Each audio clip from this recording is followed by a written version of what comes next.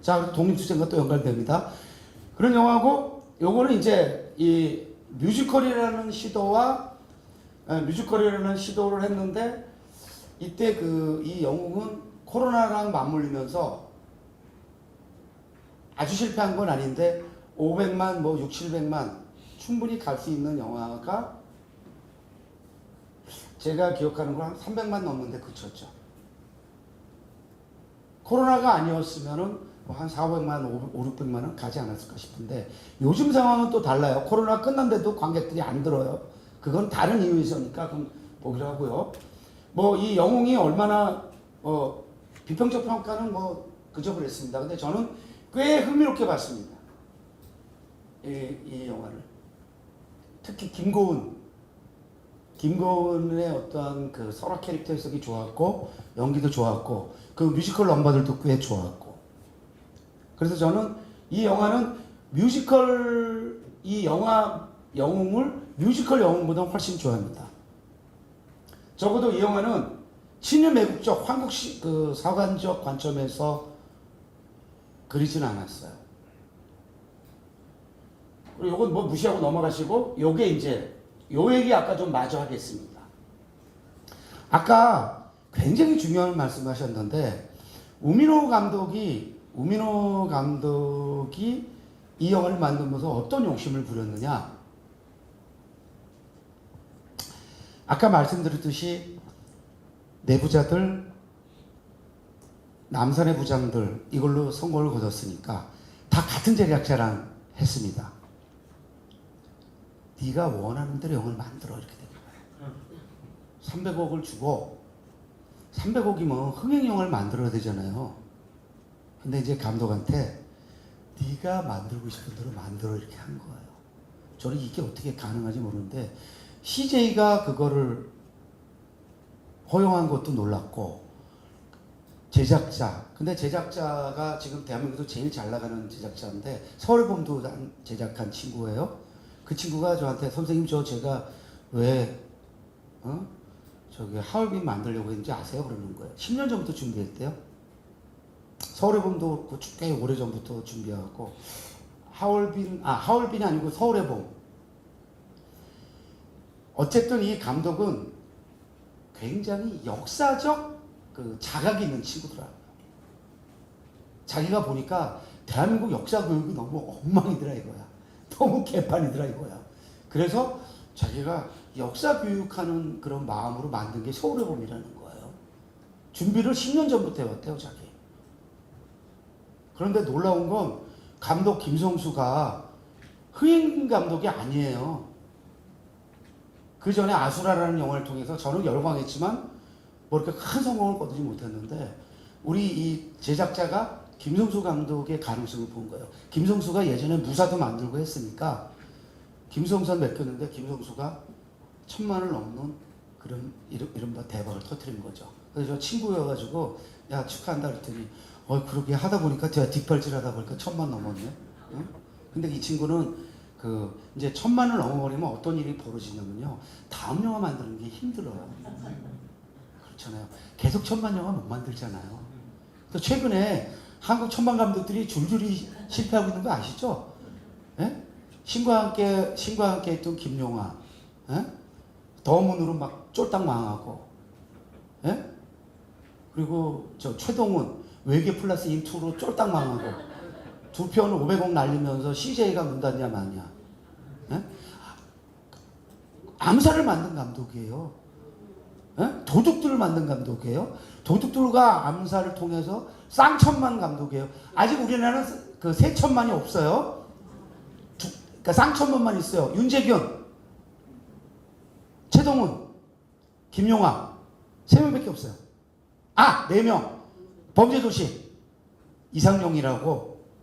그러니까 지금 몇 명 없는데 1000만 영화 만들고 나면 다음 영화 만드는 게 얼마나 힘들겠어요. 그래가지고 우리 윤재균 감독도 이걸로 300, 400이면 실패한 게 아닌데 쌍천만 감독이니까 실패가 되는 거고, 우리 하얼빈도 490만이면 실패한 거 아니에요. 실패한 거 아니에요. 근데 300억이 들어갔으니까 실패한 거야. 그 BP를 겨우 맞췄어요. 그런데 그러니까 제작자하고 투자자가 원하는 대로 영화를 만들어봐. 그러니까 이 하얼빈은 뭐냐? 영웅 안중근이 아니라 인간 안중근인데 그것도 약점이 많은 안중근. 뭐냐? 오판에 의해서 일본 프로를 오판이 아니죠. 정확하게는 안중근은 두 번, 세 번 해도 똑같이 또 풀어줬을 거야. 그게 안중근이 생각하는 평화 사상이었으니까, 평화론이었으니까. 그리고 전쟁 포로는 죽이면 안 돼요. 에?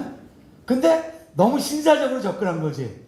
일본 군들은 전쟁 포로로 풀어줘도 배반한다는 거를 생각하고 죽여야 되는데 주변에서 다 그랬는데 혼자 살려줘갖고 그것 때문에 얼마나 큰 피해를 일어납니까? 그래서 그가 겪는 어떤 심적 그러한 그 갈등 그래서 그 대립 이런 거에 이제 포커스를 맞추잖아요.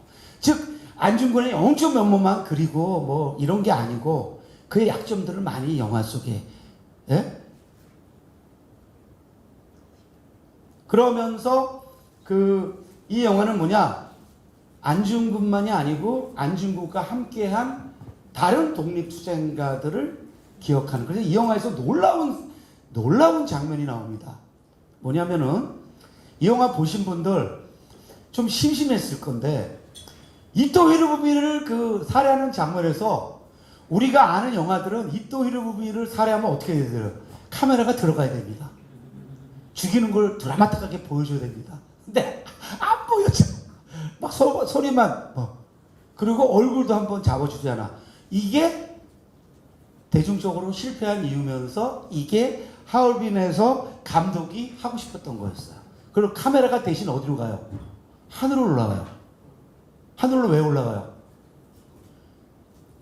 그때까지 목숨을 바친 다른 독립투쟁가들의 시선으로 내려보는 거예요.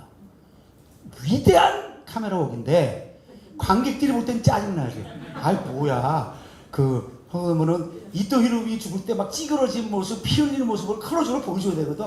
이게 대중영화예요.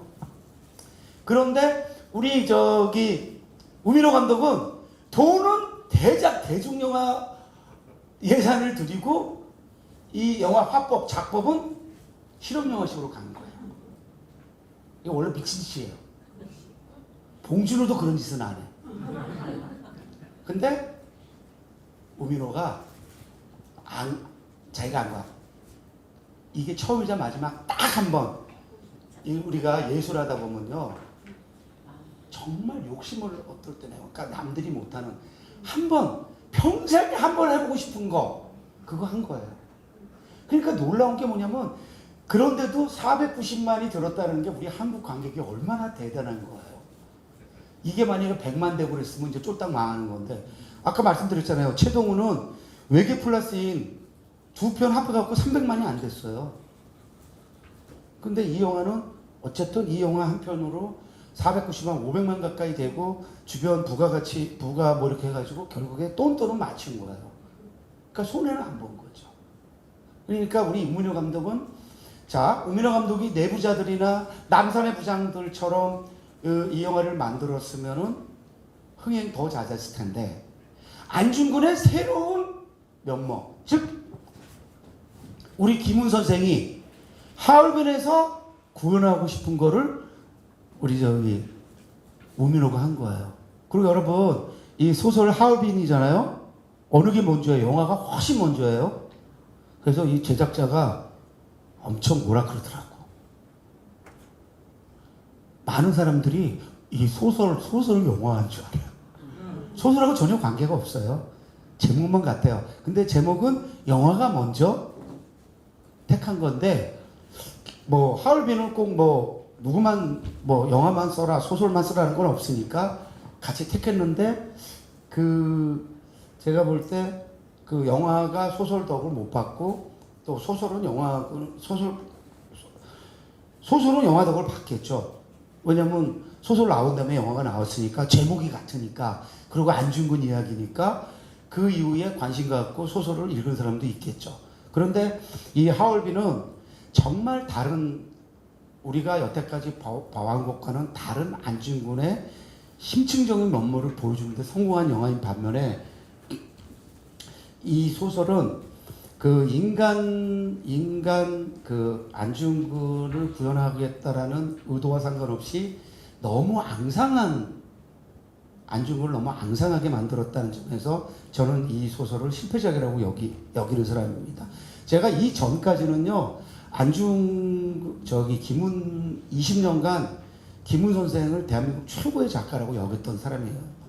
정말 꽤 여러 권의 책을 읽으면서 열광했었는데, 그리고 제가 개인적으로 가장 좋아하는 단편집인 강산무진, 제가 이창동 감독의 그 소지와 녹천에는 똥이 많다를 만나기 전까지 최고의 단편집이라고 여겼던 강산무진의 주인공인 이 김훈 선생이 이 하얼빈에서는 저는 폭망했다라고 여기는 사람이에요. 그러니까 그렇게 일단 아시고 넘어가도록 하겠습니다. 그래서 이 우민호 감독의 하얼빈은 그러한 좀 특별한 영화라는 생각을 좀 하시고 보시길 바라고요. 혹시 보시게 된다면 그냥 일반적인 의미의 대중영화로서의 그 안중근 이야기가 아니고 그 여태까지 만들어진 것과는 다른 안중근 이야기, 그리고 안중근이라는 인물을 그 당시에 대한민국 그 독립투쟁사라는 그 맥락 속에 위치시키고자 했던 그 감독과 제작자의 그 의중을 좀 생각하시면서 보시면 감사할 것 같고, 그 다음에 아까 저 선생님이 말씀하셨는데 이 감독이 과도한 욕심을 부르는 건 영상이에요. 대중들은 영상을 그렇게 중시 여기면서 보지 않는데 이 감독이 목숨 건 게 영상이에요. 정말 멀리서 롱숏으로 잡는 막 얼음 위를 걷는 장면, 사막 위를 걷는 장면, 이런 것도 보면 막 숨이 가빠지는데 관객들은 숨이 안 가빠요. 왜? 관객들은 이야기를 중심으로 영화를 보다 보니까. 그리고 그 음악, 사운드. 그런데 영화는요, 이야기 전달 매체가 아닙니다. 영화는 당연히 눈으로 보고, 귀로 듣고, 그리고 생각하고, 또 피부로 느끼고, 그리고 느끼는 것도요, 어떤 건 막 전율하면서 보잖아요.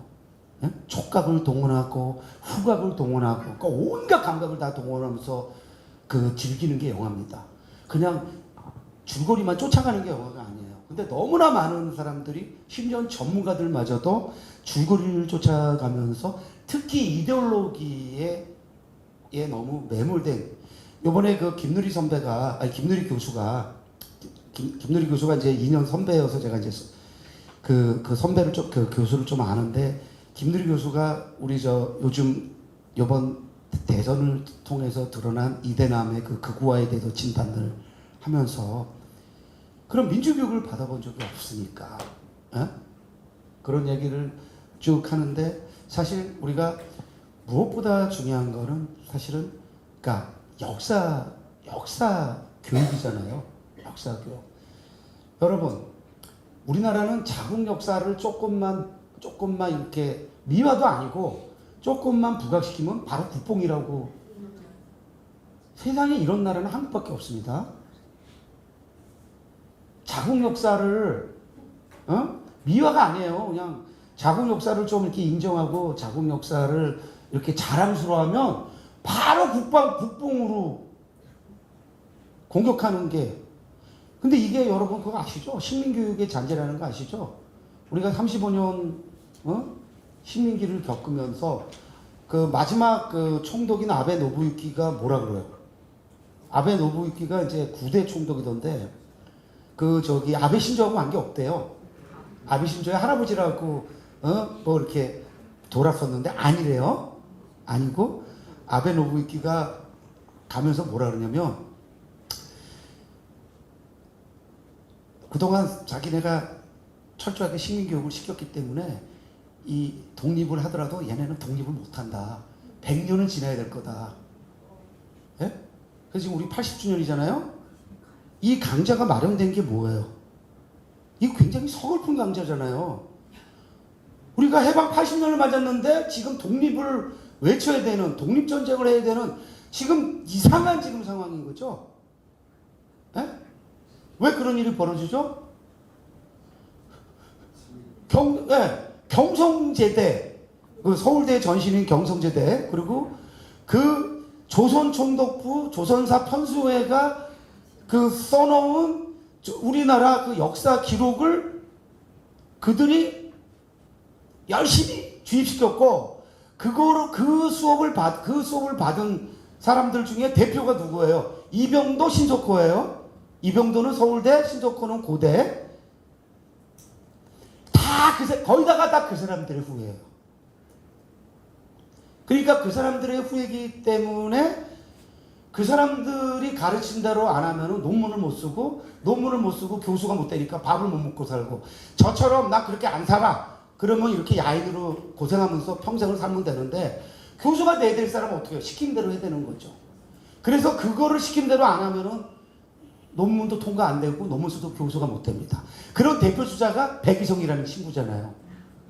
백이성이라고 혹시 걔 백이성이 하는 거 보고 있으면 너무 웃겨. 막 진짜 내가 이렇게 보면서, 제가 그 백이성을 역사 독립군이라고 칭한 사람이 접니다. 제가 백이성은 역사 독립군이다, 매부쇼에서. 그래서 그 친구가 지금 역사 독립군이라는 브랜드로 지금 활동하는데, 그 친구가 서울대 국사과 출신이에요. 근데 그 친구의 할머니가 몽양, 여운형 비서 중에 한 명이었어요. 그래가지고 얘는 할머니한테 어릴 때부터 교육받은 게 있어가지고, 얘가 우리 저기 이덕일 소장이 여기서 늘 강조하는 노론이 아니고 소론적 그 시선. 에? 그래가지고 얘가 왜 학교에 못 나온 거예요. 그래서 지금 나와서 지금 그 독립 유튜버로서 지금 살아가고 있는 거예요. 그러니까 만약에 자기가 시키는 대로 했으면은 자기도 교수 됐겠죠. 근데 시키는 대로 안 하면 교수도 못 되고 자리도 못 놓는 거예요. 이게 지금, 자, 시간이 지금 그래도 제가 생각한 진도로 나가고 있네요. 가장 중요한 유관순과 그 안중근이 제일 많다라는 거 말씀드렸고, 그 이유는 그 무장투쟁 중심이다 보니까 많은 거고, 그러다 보니까 무장투쟁이 아닌 분들에 대한 영화가 없어요. 대표적인 인물이 누구죠? 여러분, 우리가 독립투쟁하면 제일 먼저 이름 나오는 분이 안중근, 또 누구 있어요? 안창호, 김구. 근데 김구 선생은 좀 이따가 나오는데, 그 안창호 선생 같은 경우 안중근을 독립투쟁가로 인도한 분이 안창호 선생이잖아요. 안창호 선생의 그 연설을 듣고 독립투쟁에 뛰어든 거잖아요. 근데 안창호 선생이 주연인 영화, 얼마 전에 호조라는 그 뮤지컬 영화가 나오긴 나왔는데요. 거기서는 손정도 목사가, 좀 이따 나올 겁니다만, 손정도 목사가 메인 주인공이고, 안창호 선생이 제 메인 주인공인 영화가 한 편도 없어요. 지금까지. 그래서 제가 얼마 전에, 몇 개월 전에 안창호 기념사 앞에도 갔다 왔는데, 거기서도 굉장히 그 점을 안타까워하더라고요. 왜냐하면 안창호 선생은 교육, 문화, 그러니까 무장투쟁이 아니고 교육, 문화, 정신투쟁을 하신 분들에 대한 영화가 없는 거야. 근데 실제로 우리 독립유공자 평가할 때도요, 무장투쟁이 더 우선적인 평가를 받는데요. 더 높은 평가를 받는데요. 무장투쟁이 아닌 분들은 평가를 덜 받는데요. 이게 좀 잘못된 거죠. 그러니까 우리나라 교육이 제대로 된 이유가 없죠. 가장 중요한 건 교육과 문화인데, 항상 교육과 문화는 후순위예요. 지금 이 정권에서도 대선 되기 전에는 이재명 대통령이 빙구 선생을 인용하면서 문화 했는데, 실제로 저기 그 국정 그 운영위원회 거기에 문화 없어요. 100명 중에 문화 관계자 한 명도 없어요. 그래서 제가 지금 생각하는 게 문화 수석을 신설해야 되는 거 아닌가, 지금 이거를 제가 제안을 하려고 했는데 직접 제안을 못 하잖아요. 그래서 AI 기획 수석을 신설해서 둔 것처럼 문화 수석 비서관을 한 명 두면 어떻겠느냐. 이 지금 사실은 우리 저기 비서관 지금 저기 대변인하는 강정희가 그걸 해야 되거든요. 이게 영화평론가잖아요. 문화평론가고. 근데 이 친구가 국회 들어가서 비례대표로 들어가가지고 문화 그쪽 일을 했는데 워낙 똑똑하게 이걸 잘하니까 대변인으로 발탁된 거예요. 그래갖고 지금 강지호이가 문화일 그거를 대신할 사람이 없어갖고 지금 굉장히 지금 제가 볼 때 문화 쪽에서 문제가 되고 있습니다. 그래서 제가 이거를 어떤 루트로든 그 강의적 역할을 할 수 있는 정말 문화 실력가를 기용해서 문화수석 비서관을 하나 둬야 되는 거 아니냐 이런 제안을 하고 제가 지금 칼럼도 그거 쓸 계획인데 그러면은 어떻게 되느냐 좀 더 여러분 어떠세요? 우리나라 독립투쟁 독립 역사를 다룬 영화들이 충분히 만들어졌다고 생각하십니까? 어떠세요? 근데 투자계에서는요 충분하다고 생각을 해요. 그냥 그만 투자가 잘 안 돼요. 그런데 제가 볼 때는요 100배 더 나와야 된다고 봐요. 우리 지금 그 수많은 그 독립투쟁가 중에 이름 안 알려진 분이 얼마나 많습니까? 이 광복회에 있는 여기 계신 분들은 그래도 이름이 알려진 유명한 분들인데 유명하지 않은 분들이 너무 많아요. 진짜로 많더라고요. 저도 그런 분들을 찾아 나서야 된다는 생각을 하고 있어서 결국에 그거는 역사로만은 안 되고 컨텐츠와 역사가 결합이 돼야 된다는 생각을 하면서 제가 지금 반민특위 기념사업회 운영위원이면서 문화위원장인데 앞으로 그런 문화 컨텐츠를 계속 기획해서 그 반민특위 기념사업회랑 할 거고 어느 적당한 혹시 좋은 어떤 광복회랑 같이 할 수 있는 게 있으면 광복회 쪽에도 제안을 할 생각입니다. 그리고 제가 이따 마무리 때 말씀드릴 건데 제가 제작 총괄 맡고 내레이션 맡은 뉴라이트에 대한 영화가 7월에 개봉이 됩니다. 만국전쟁 뉴라이트의 시작이라는 다큐멘터리인데요. 그건 좀 이따가 마무리 단계에서 하도록 하고 그 다음으로 넘어가도록 하겠습니다. 그 다음에 이제 백범 김구를 다룬 영화들. 자, 여기도 전창간이라는 이름이 나오죠. 계속 전창간. 그만큼 그 시대, 그 중요했던 인물이에요. 해방기와 정말 이렇게 될 때까지. 자, 최근에 우리 백범 김구 선생 폄하하고 죽이는 극우 쪽의 노선이 꽤 있었습니다만 혹시 여기 계신 분들 중에 백범 김구 선생을 뭐 차압포 사건 이런 거를 들어서 그분도 테러리스트다라고 생각하시는 분이 계시지 않겠죠?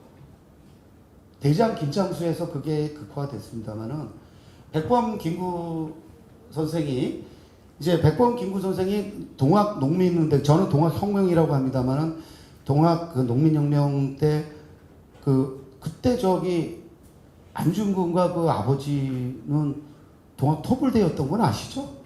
그 10대 때 그때 만났다 그러더라고 김구 선생하고. 그런데 안중근 선생의 그 삶에서 그 동학 토벌대에 참여했던 거는 문제가 안 되잖아요. 잠시 그때 어린 시절에 그때 이제 광군에 함께 했다가 그 다음에 바로 이제 독립투쟁 쪽으로 이제 선택을 했기 때문에 그게 문제가 안 되는데 우리 저 백범 김구 선생은 그게 뭐 어떻든 간에 그 어떤 오해로 벌어진 그 사건 때문에 마치 테러리스트인 것 마냥 그래서 김구 죽이는 그런 유튜브가 꽤 많이 만들어지기도 했었는데 이거 같은 경우도 이 영화는 뭐 이렇게 뭐 이렇게 잘 만든 영화는 아니어도 그래도 왜 역사적 맥락이 그렇게 잘 드러나진 않으니까 그럼에도 불구하고 이런 전기물이 있었다라는 거는 좀 우리가 관심 갖고 챙겨 보시면은 가능하지 않겠는가 이런 생각이 들고 여기서 KMDB라는 건 뭐냐면은 그 한국영상자료원이라고 있는데요. 한국영상자료원의 코리아 무비 데이터 베이스라고 있습니다. 코리아 무비 데이터베이스. 전 세계에서 가장 큰 영화 그 사이트가 IMDb거든요. 인터넷 무비 데이터베이스인데 그거의 한국 버전이 KMDB인데 여기 들어가서 볼 수 있다 그러니까 한번 좀 보시길 권하고요. 그 다음에 이제 이렇게 몇 편이 있습니다. 8.15 전야, 3회 임시정부, 강복 20년과 백범 김구. 그 다음에 이게 가장 최근작이죠. 대장 김창수. 이거는 이 영화는 그 흥행에도 성공하지 못했고 비평적으로도 성공을 못했습니다. 왜냐면 제가 봐도 흥미롭긴 하지만은 좀 단조롭고 김구 선생에 대한 이해가 좀 평면적이지 않느냐 이런 생각을 합니다. 그렇지만 그래도 그 김구 선생이 그 젊은 시절 김창수라는 이름으로 통했을 때에 한번 그때의 이야기를 보는 의미는 좀 있지 않을까 싶고요. 백범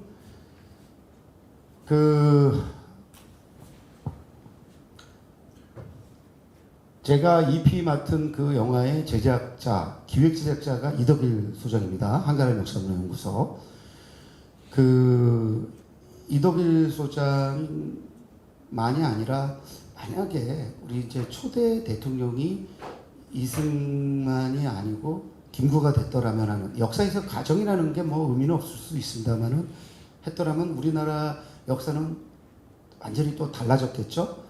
그래서 지금 이 시점에서 진정한 의미의 국부가 누구냐, 물론 이승만을 국부라고 여기는 분들이 있기 때문에 뭐 그분들의 의견은 그분들의 의견대로 납두고, 만약에 이제 봤을 때 거기서 가장 많은 사람들이 백범 김구 선생이 국부가 아니었겠는가라는 그런 관점을 드러내는데, 저희 영화에서도 그런 관점이 이제 좀 드러나긴 합니다. 자, 그럼 나중에 또 좀 이따가 결말할 때 좀 자세히 하도록 하겠습니다. 그리고 이제 이런 영화들은 그냥 이런 게 있다고 하고 넘어가시면 될 것 같아요. 한일 첫 버전을 다룬 영화들 유튜브에서 시청 가능하다니까 그냥 뭐 이 보면은 이제 박노식이 나오고 뭐 그러잖아요. 그러면은 우리 올드 팬들은 이런 영화 보면 또 1960년대 70년대 영화 보는 재미가 있으니까 한번 보시면 어떨까 싶고요. 그 다음에 한일 첫 버전을 다룬 영화들 뭐 이런 영화 있다는 거 넘어가도록 하겠습니다. 그 다음에 만주 웨스턴 장르, 요거는 좀 특별히 언급을 해야 될 것 같은데, 그 웨스턴은 이제 우리가 서부극이라고 평하는데 우리나라에는 원래 서부극이 없죠. 서부극은 미국을 대표하는 장르입니다. 그런데 우리나라는 그 독립투쟁과 맞물려 가지고 만주 웨스턴에서 그러니까 만주에서 독립투쟁하는 그 드라마들이 이야기들이 많이 영화됐었죠. 그 대표적인 영화 중에 하나가 대한민국을 대표하는 거장 임원대 감독의 데뷔작인 두만강화 자리꼬라입니다. 여기 보면은 허장강 나오고 장동이 나오고 엄앵란 나오고 등등 황해 나오고. 임권택 감독의 대표작인데, 임권택 감독은 지금까지 109편의 영화를 연출하셨죠. 마지막 영화가 화장인데, 여기 보면 임권택 감독의 데뷔작으로 서부극의 영향을 받아 1963년에서 65년 사이 활발하게 만들어졌던 광활한 만주를 배경으로 한 대륙물의 초기작이다.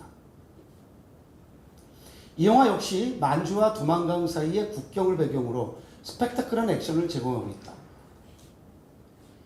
액션과 멜로드라마가 적절하게 섞여 볼거리를 만들어준다. 특히 시시각각 조표오는 일본군의 포위망을 묘사하는 구성력이 마지막 두만강 기슭의 전투에서 설원의 스키를 타고 내려오며 총격을 벌이는 장면의 스펙타클이 볼만하다.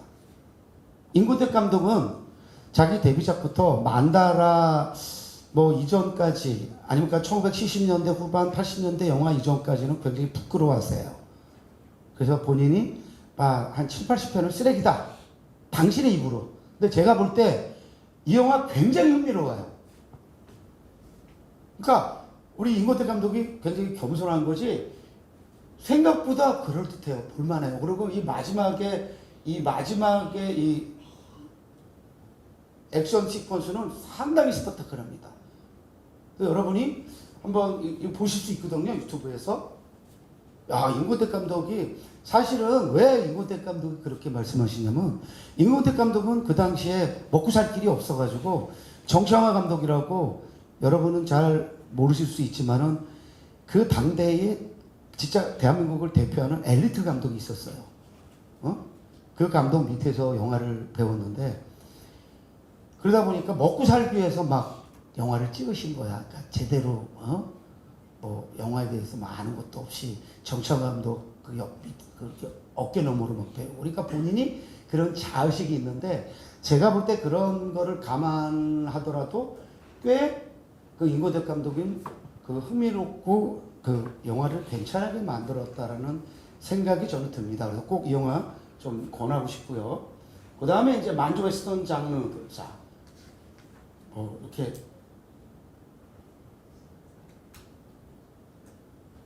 신상욱 감독은 뭐 만주 웨스턴보다는 역사물이나 멜로물에서 워낙 거장이었기 때문에 뭐 이렇게 만주 웨스턴은 별로 큰 주목을 못 받았습니다만은 이렇게 만들게 했다라는 것, 이런 영화 있다라는 것 정도 여러분이 뭐 참고하시고 넘어가시면 되겠습니다. 그 다음에 이제 윤봉길과 이봉창 의사의 의거를 다룬 영화.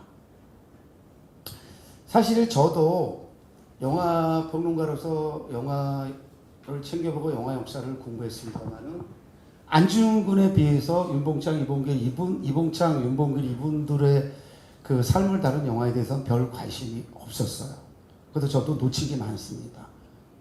근데 이제라도 뒤늦게라도 좀 그 찾아서, 뭐냐면 안중근만 있는 게 아니었다라는 걸 우리가 좀 인식하면서 우리가 이러한 다른 독립투쟁가들의 그 삶과 그들의 어떤 죽음, 그리고 그들의 투쟁을 극화한 영화들이 있다는 거를 상기하는 건 좀 중요하지 않을까, 이런 생각을 해봅니다. 자, 그 다음 신사참배 정책에 맞서 싸우다가 순교한 주기철 목사를 그린 영화. 사실 여기 개신교 신도들이 꽤 계실 거라고 뭐 여깁니다만은 저도 개신교 안수 집사입니다. 근데 워낙 그 개신교가 하도 요즘 그 몹쓸 짓을 많이 해가지고 저는 뭐 거의 개독교라고 저도 뭐 하면서 교회도 안 나가고 희참말로 개기고 있습니다. 그런데 우리 3.1 독립투쟁 독립선언 때는 개신교 목사가 많았잖아요. 그 이후로는 가톨릭 쪽이 더 독립투쟁에 가까운 삶을 살았지만, 그 당시에는 정말 목숨 바쳐 독립투쟁에 하신 분들이 있었고, 그 중에 한 분이 이제 주기철 목사고, 또 한 분이 손정도 목사예요. 손정도 목사는 보니까 우정원 의장까지 하셨고 굉장한 분이셨더라고요. 도산 안창호 선생보다 손정도 목사가 더 그 당시에 주도적인 역할을 하셨더라고요. 호조라는 그 영화를 보면 좀 이따가 나오겠습니다만은. 그래서 우리가 그런, 비록 지금 일부 개신교 목사들이 정말 몹쓸 짓을 하고 있지만, 이렇게 또 목숨 바쳐 이렇게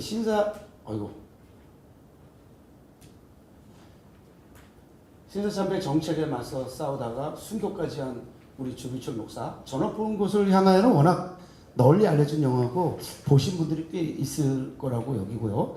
그 다음에 이제 일사가고 권영만, 이 영화는 저도 보지 못했습니다만은 이 영화는 호조라는 영화를 만든 그 감독이 만든 영화인데, 이것도 이제 주기철 목사에 대한 영화라고 그러더라고요. 나중에 제가 좀 챙겨볼 건데 좀 이따 호조 때 얘기 조금 더 하도록 하겠습니다.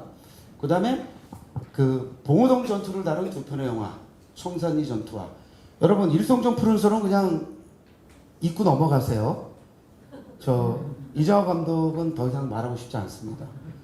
저는 이장호 감독 때문에 영화한 사람이긴 한데, 최근에 이장호 감독에 대해서 너무 실망을 해서 그냥 이 영화는 일송정 푸른 소는 영화적으로 영화 역사에서 거의 언급이 되지 않는 영화입니다.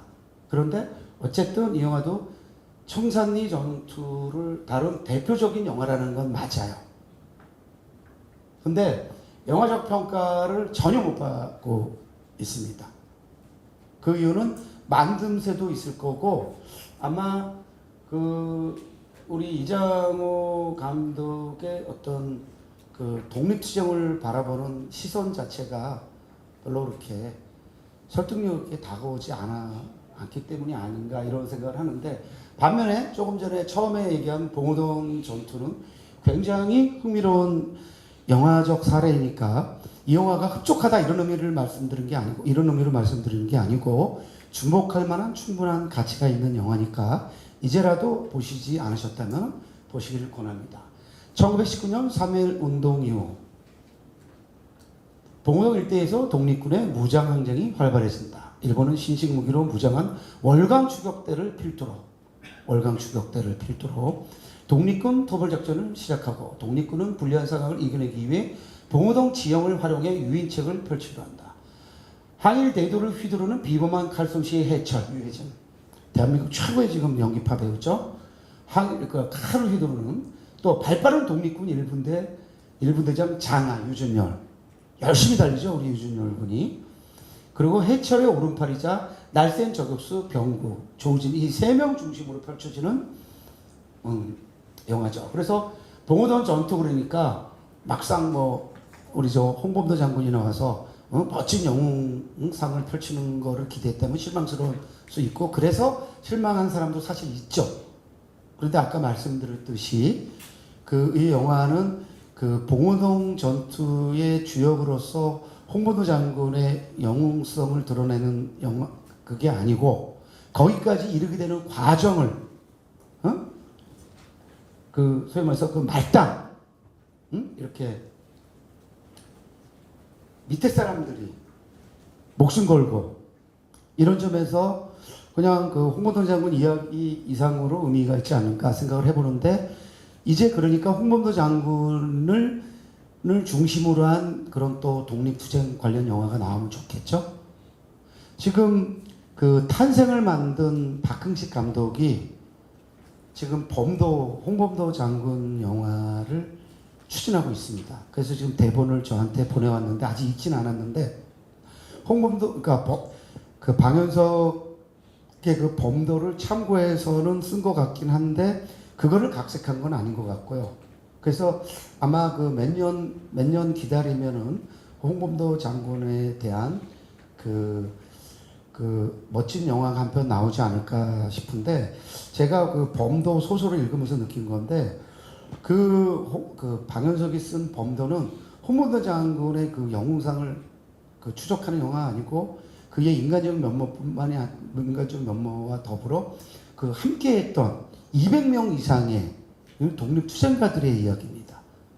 그래서 사실은 그 범도 소설에 나온 그 각각의 인물들 중에 몇 명을 좀 주요 인물들을 골라서 그 영화 콘텐츠로 만들어내면 참 좋지 않은가라는 생각을 저는 합니다. 그래서 아까 그 최씨 집안에서 그 최진동 장군 이야기도 나온다면 굉장히 중요한 결정적 역할을 하죠. 그 봉오도 전투를 다 그 만든 분이니까. 근데 거기서 그 최우선 장군 이야기는 상대적으로 거의 안 나오는데, 그 최우선 장군 이야기도 또 좀 관심 갖고 좀 극화할 필요가 있지 않은가 이런 생각을 하고, 제가 또 몇 년 전부터 하고 싶은 분 중에 한 분이 최재형 선생이에요. 최재형 선생이 우리가 안중근 의사의 그거를 그냥 도와준 분 정도로만 그려지는데, 사실은 그 결정적인 역할을 하시는 분이기 때문에 최재형 기념사업회 쪽이랑 뭐 연계해서 최재형 선생 이야기를 또 한번 하면 어떤가라는 생각도 하고 있습니다. 그리고 여기 계신 분들 뭐 다 말할 거 없고요. 그리고 그 다음에 이제 의열단을 소재로 한 영화. 자, 여기 보면 이 영화는 거의 모르실 거예요. 혹시 보신 분 계시나요? 그래도 몇 분 보셨네. 이 영화도 아주 실패한 영화입니다. 근데 저는 흥미로운 영화라고 생각해요. 여기 유영식 감독이 좀 너무 너무 댄디보이적으로 그린 것은 좀 못마땅하지만, 그 전혀 다른 그 시대의 그 독립투쟁한 사람들이 늘 깨재재하게 이런 것이 아니고 굉장히 멋있는 또 멋도 있었다 그러더라고요. 그런 멋을 어느 정도 그린 영화인데, 이 시나리오의 시나리오의 작업을 한 사람이 박찬욱, 공동 작업 그 시나리오 작가 중에 한 명이 박찬욱이에요. 대한민국에서 시나리오를 제일 잘 쓰는 이무영, 박찬욱 이런 친구들이 같이 했어요. 그래서 저는 좀 어색한 대목도 있고 별로 설득력이 없을 수 있지만 굉장히 흥미로운 영화라는 생각을 하니까 여러분이 한번 챙겨보는 재미도 있지 않을까 생각합니다. 물론 보고서 욕할 수도 있습니다. 뭐 이런 영화를 보라고 그래요. 근데 이렇게 거리를 두고 보시면 또 흥미진진하게 보실 수 있을 거예요. 그 다음에 이제 개인적으로 굉장히 좋아하는 영화입니다. 모던보이에서 독립군으로 독특한 시각으로 한일투쟁을 그린 영화. 우리가 좋아하는 박해일과 김혜수, 1937년 일제강점기를 배경으로. 그래서 저는 그 의열단과는 다른 의미에서 또 좀 댄디한 모습을 볼 수 있다는 점에서 흥미롭긴 한데, 이 정지우 감독은 은교 그리고 해피엔드 이 두 편을 통해서 한국 영화사에 뚜렷한 족적을 남긴 감독인데, 이 영화는 뭐 큰 성공을 거두지 못했습니다만은 좀 재평가돼야 될 만한 영화이지 않은가 이런 생각이 드는 영화니까 추천하고 싶고요. 그 다음에 더 이상 뭐 말이 필요 없죠. 일제강점기 윤동주와 송명구의 치열한 삶을 시적으로 그린 영화. 사실은 우리 송명구와 윤동주의 그 독립투쟁은 뭐 일부는 무장투쟁이기도 하고 일부는 또 정신투쟁인데, 특히 윤동주 같은 경우는 시를 통해서 꼭 그 독립투쟁이라는 게 무장투쟁이 다는 아니다라는 걸 보여주는. 그리고 우리 이 영화를 통해서 우리는 송명구라는 인물을 발견하게 됐고, 그리고 여기서 강하늘과 박정민이라는 좋은 배우를 10년 전이네요. 정말 제가 좋아하는 영화 중에 한 편이고, 이준익 감독의 영화 중에서는 뭐 아무래도 우리가 저는 왕의 남자를 최고로 치지만 저는 사도는 별로 안 좋아하고 동주를 정말 좋아합니다. 개인적으로.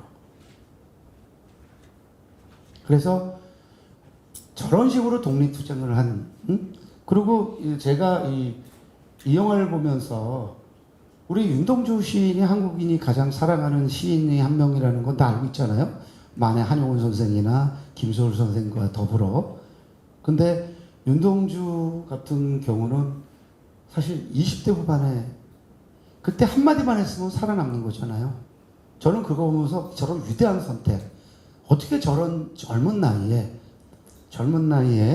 그냥 이른바 사상 전향 한마디 하면 살아남을 수 있는데 그 전향을 거부하고 20대에 이런 위대한 어떻게 삶이 가능한가, 그런 점에서 우리 윤동주, 이 송명구 이 두 사람의 이 삶에 대해서는 다시 우리가 좀 주목할 필요가 있는데, 그 점에서 이준익은, 이 동주는 굉장히 고급스럽고 성찰적인 영화이죠. 놓치기 아까운 수작이죠. 네. 그 다음에 이제 독립투쟁 관련 영화 중에서 가장 큰 성을 거둔 영화라 더 이상 설명이 필요 없는, 그렇죠? 암살 안 보신 분 손 들어보세요. 아니 설마 다 보신 건 아닐 텐데. 안 보신 분, 진짜 거의 안 보신 분이 없나요? 네, 이거는 뭐 진짜 이 영화는 사실 최동훈 감독은 역사적 시선보다는 장르 영화적 연출에 역점을 두는 감독입니다. 기본적으로 이 친구가 어떤 무슨 독립 투쟁이라든지 대한민국의 어떤 근현대사 이런 거에 큰 관심이 있어서 이 영화를 만든 거라고 보진 않아요. 장르 영화적 재미. 그런데 여기서 우리는 몇 명의 중요한 인물을, 그렇죠? 여기 안호균이라는 여성 투쟁가, 한국 독립국 제3지대 저격수 안호균, 그리고 신흥무관학교 출신 속사포 폭탄 전문가 황덕산, 그리고 나중에 배신하는 이영석진, 그렇죠? 김구의 두터운 신임을 받은 임시정부 경무국 대장 염석재. 그렇죠? 진짜 이 영화는 뭐 그 영화적 재미가 뭐 진짜 최고라고 해도 과언이 아닐 정도로 재미있습니다. 근데 저는 뭐 이렇게 최동원 영화를 그냥 즐기는 정도지 열광하는 사람은 아니라, 근데 기본적으로 이 영화에 대한 그 만족도는 뭐 거의 최상급이더라고요. 가장 큰 성공을 거둔 영화고요. 조선 독립영화 중에. 그 다음에 이 개인적으로 밀정을 더 높이 평가합니다. 1000만 원 못 넘었어도. 그렇죠? 1920년대 일제강점기. 그래서 그 당시에는 많은 사람이 밀정으로 살아갔다 그러더라고요. 이중 스파이로. 그래서 이 영화에서 이 영화는 그 만족도라는 측면에서는 제가 볼 때 흥행에서는 암살이고, 만족도 측면에서는 제가 볼 때 밀정이 조금 더 우위를 점하지 않을까 싶은데 모르겠습니다. 그는 보시는 분마다 평가가 다를 거기 때문에. 근데 저는 밀정을 좀 더 높이 평가하는 분이고, 요 영화가 요번에 브라질에서 한국영화제에 열렸는데, 여기 또 개막작으로 상영되면서 그 몇 편의 그 역사 영화들이 선보였더라고요, 브라질에서. 그래서 최근에 그 결정적 그 계기가 빠친코거든요. 빠친코, 그 다음에 작은 땅의 야수들. 이 두 권에 지금 꼭 여러분, 그 빠친코는 뭐 OTT에서도 만들어졌습니다만은, 그 특히 작은 땅의 야수들이라는 김주혜 작가가 쓴 그 작년에 모스크바 문학상, 톨스토이 문학상 받은 노벨 문학상 때문에 가려서 그렇지, 제가 볼 때 김주혜의 작은 땅의 야수들은 진짜 대단한 소설이고, 우리는 한국의 역사를 그 부끄러워하는 어떤 자학적인 그 역사를 갖게끔 교육을 받았는데, 당당하게 우리 역사가 얼마나 이 견뎌낸 역사가 자랑스러운가를 말하는 두 책이 빠친코하고 이 작은 땅의 야수들입니다. 그런 점에서 K 히스토리, 앞으로 한류의 큰 그 두 흐름이 K 히스토리하고 한글입니다. 그쪽으로 무게중심이 이제 옮겨갈 겁니다. 그래서 한류는 많은 그 비판론자나 부정론자들은 한류가 뭐 이러다가 사그라들 거라, 제가 볼 때 그러지 않습니다. 한류는 지속될 겁니다. 그리고 저는 한류는 흐름이 웨이브가 아니고 문명사, 시빌라이제이션으로 저는 접근해야 된다고 주장하는 사람인데, 조금 더 지켜보시고 여러분이 그런 점에서 밀정 포함해서 또 보시면 좋을 것 같고, 이거 이준익 감독의 박열, 동주만큼은 아니지만 아주 그 흥미진진한 영화죠. 여기서 이재훈하고 여기서 또 이제 우리 저 가네코, 그렇죠? 근데 저는 이걸 보면서, 저는 이 영화 이전에는 박열을 거의 잘 아는 게 없었어요. 아나키스트, 대표적인 아나키스트였는데, 제 기분이 나쁜 거는 너무 오래 살아, 이 사람. 가네코는 그냥 죽잖아요, 20대에. 근데 이 박열은 좀 오래 살아남아갖고 저는 그 못마땅하더라고요. 좀 저 윤동주나 송몽규나 가네코처럼 20, 30대에 가지 왜 이렇게 살아남아가지고.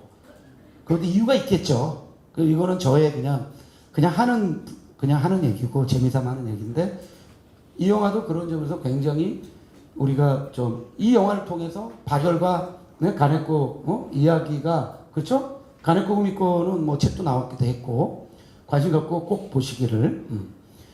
그리고 이제 제가 볼 때 무장투쟁이 아니라 언어를 지킨다는 점에서 꼭 강추해야 될 영화, 말몽이, 조선어학회 사건을 다뤘는데, 이 영화는 많은 분들이 놓친 경우가 많은데 꼭 지금이라도 찾아보시길 권하고요. 그 다음에 이제 시간이 다 됐기 때문에 이제 마무리 짓겠습니다.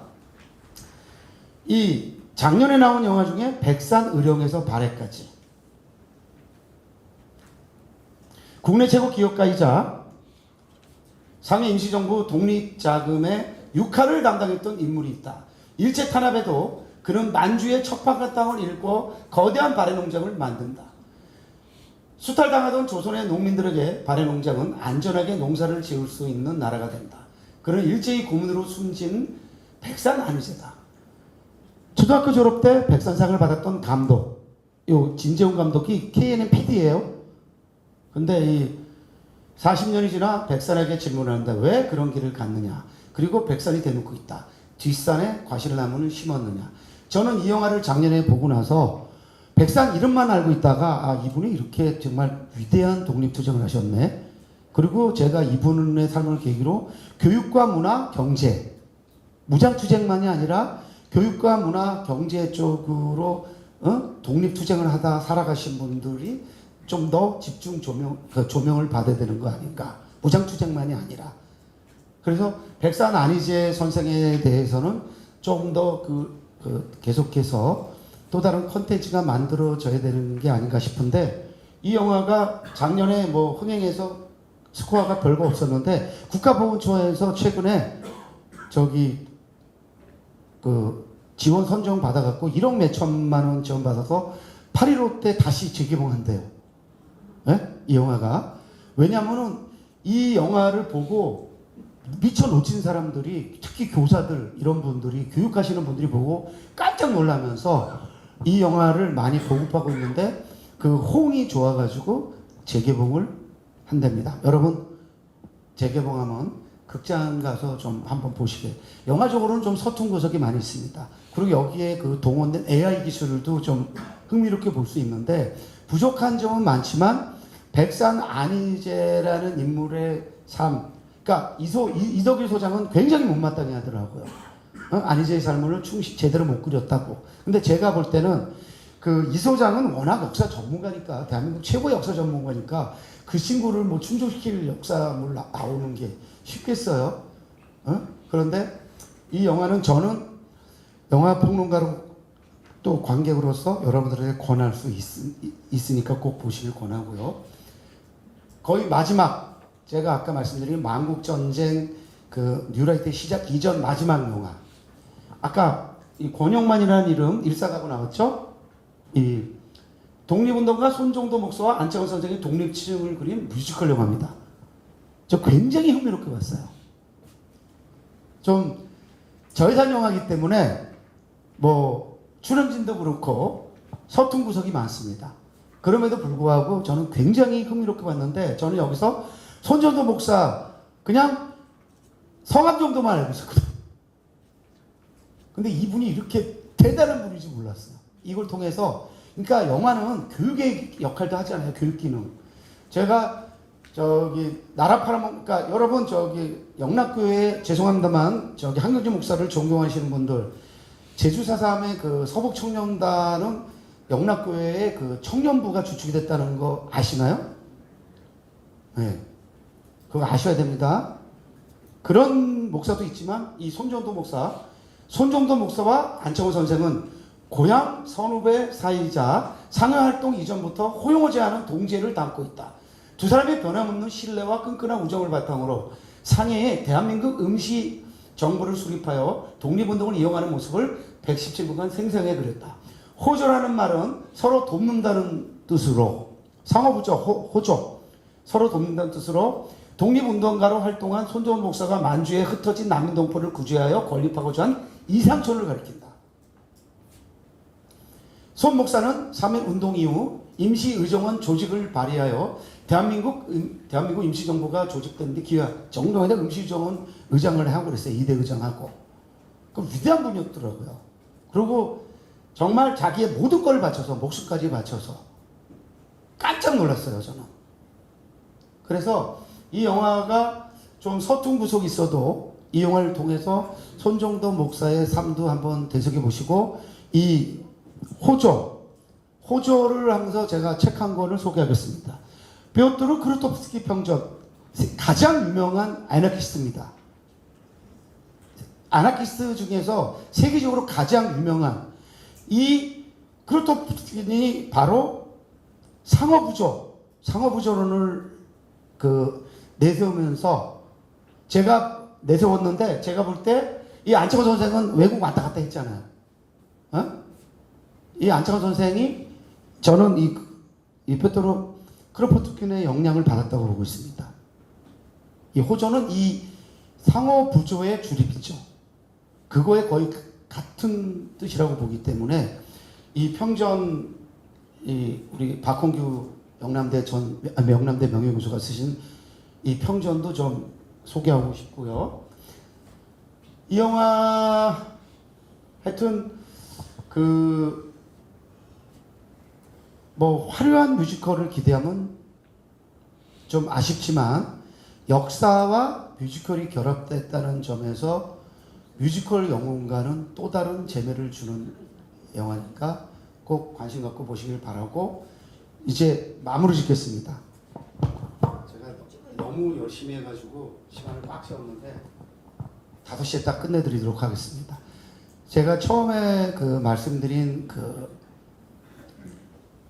만국전쟁 뉴라이트의 시작은 작년에 건국전쟁이 큰 성공을 거두는 걸 보면서 역사를 전공한, 역사를 가르치는 이덕일 소장이 처음에는 영화를 보지 않았습니다. 근데 나중에 영화를 보고서 이거는 도저히 참을 수가 없다. 그리고 저는 그 영화는 말이 안 되는 영화다. 근거도 없고. 그래서 제가 소논문도 쓰고 그랬는데 그렇다면 뭔가를 좀 해야 되지 않느냐. 그럼 강연만이 아니라 영화를 한번 만들자. 그래서 황현필 같은 경우도 독립전쟁이라고 그 지금 만들어서 지금 개봉 준비하고 있는데 저희가 작년부터 준비해가지고 제가 이제 제작 총괄로서 제 제자들을 동원해서 감독, PD 해가지고 지금 한 1년 정도 준비해서 지금 팀과는 한 7, 8개월 정도 해가지고 심의까지 나왔고 7월 23일 날 개봉 예정입니다. 7월 23일 날 개봉 예정이고 7월 14일 날 매치 시사하고 7월 8일 날 기술 시사하는데 이 광복회 그 우리 지부장님이나 몇 분, 김대학 지부장님이나 몇 분들은 제가 별도로 연락드려서 기술 시사나 우리 또 VIP 시사 열릴 때 모실 계획이고 이종찬 회장님도 그렇고 여러분들이 좀 역사 이 역사 지금 이 교육을 받는 이유는 그냥 단순한 호기심을 넘어서서 여러분들이 이제 역사 선생으로서 어디 가서 또 그 자라나는 색색들을 가르치셔야 되는데 우리가 리박스쿨 같은 식으로 해서는 안 되는 거 아니겠습니까? 그렇게 봤을 때 그 이 만국전쟁 뉴라이트의 시작은 굉장히 흥미로운 그 주장만이 아니고 근거들이 많이 제시됩니다. 처음에는 그러니까 이승만을 존경하는 분들한테는 이 영화를 권할 수는 없고요. 이승만을 존경하시는 분들은 뭐 보고 욕하시겠죠. 근데 그 자료를 통해서 객관적 자료를 통해서 이승만이 그 어떤 그 존재였는가를 그 비판하면서 윤석열과 연결시키고 그다음에 뉴라이트까지 연결시키는 영화입니다. 처음에는 이승만 그 까발리기로 시작한 영화인데 그 12.3 비상계엄이 터지면서 이것은 윤석열과 연결시켜야 된다. 그리고 이것이 결국에 뿌리가 뉴라이트니까 그 뿌리가 이승만이니까 해서 그 결국에 만국전쟁 뉴라이트의 시작이라는 제목으로 나옵니다. 그래서 마지막으로 여러분 그 몇 년 전에 그 김태호 안보실 차장 이 차장이 이런 말 했었죠. 중요한 건 일본의 마음이다. 그 기억하시죠? 그게 무슨 말인 줄 아세요? 일본에는요 나카소네 상이라고 나카소네 야스히로 그 일본을 대표하는 그러니까 극우 지도자인데 일본에는 나카소네 상이 있는데 일본의 그 외교 이런 거에 도움을 주는 사람한테 주는 거래요. 근데 한국인이 총 몇 명 받은 줄 아세요? 한국인이 총 3명을 받습니다. 그 중에 첫 번째 받은 사람이 현 일본 대사입니다. 여러분 이걸 아셔야 돼요. 그리고 김태호가 마지막 3회 수상자입니다. 그래서 그런 말을 하는 거예요. 이걸 누가 가르쳐줬느냐? 호사카 유지가. 우리 영화는 이덕일로 시작해서 호사카 유지로 끝나는 영화인데 인터뷰가 많지 않습니다. 몇 분 안 나오는데 시작은 이덕일이고 끝은 호사카 유지가 맺어주는데 호사카 유지가 그 정보를 주는 거예요. 그걸 보면은 모든 게 다 설명이 되는 거죠. 그게 뉴라이트입니다. 그래서 뉴라이트들이 다 일본에서 일본이 그 뉴라이트 세력들한테 다 돈을 대는 건데 요즘 그 타겟을 바꿨다 그러네요. 그 호사카 유지 교수 말에 지금 일본의 그런 자금들이 그전에는 우리 극우 세력들, 뉴라이트 세력들한테 돈이 뭐 낙성대 연구소라든지 이런 그래서 지금 다 이런 데로 갔는데 지금은 다른 쪽으로 가는데 진보 쪽으로도 돈이 가고 있다고 그러더라고요. 여러분 이낙연이라는 사람이 그런 식으로 변해한 거는 다 일본 쪽에서 돈 받고 공부하고 일본 쪽 통신원하고 일본 쪽 그래서 다 여러분 그 보면요 그 기저에는 전부 일본 쪽 돈이 작용합니다.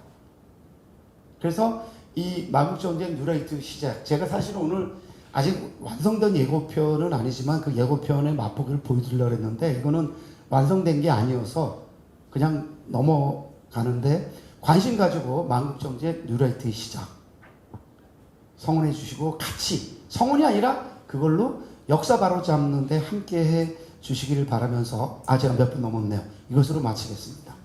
고맙습니다.